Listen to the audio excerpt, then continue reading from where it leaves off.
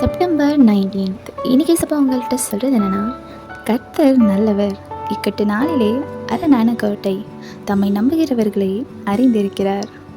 நம்ம எல்லாரோட வாழ்க்கையும் வெறும் சந்தோஷம் மட்டும் நிறைந்ததில்லை. பல நேரத்தில் பல எதிர்பாராத புயல்களும் நம்ம வாழ்க்கையில் அடிக்க தான் செய்யுது. அப்போது சந்தோஷத்தில் நம்ம கூட இருந்த மனுஷங்கள்லாம் நம்மளுடைய கஷ்டமான நேரத்தில் மறைஞ்சு போயிடுவாங்க.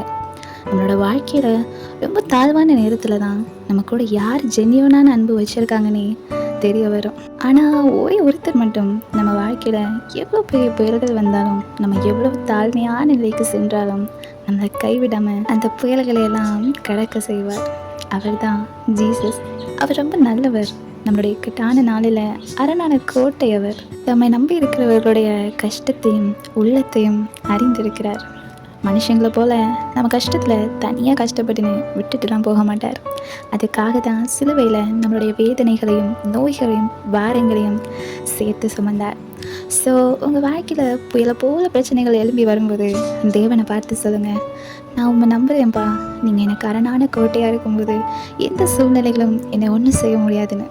அப்போ அவர் உங்கள் வாழ்க்கையில் இருக்க எல்லா புயலையும் அமர்த்துவார். When life shakes you, let your refuge be the one who cannot be shaken. Have a blessed day.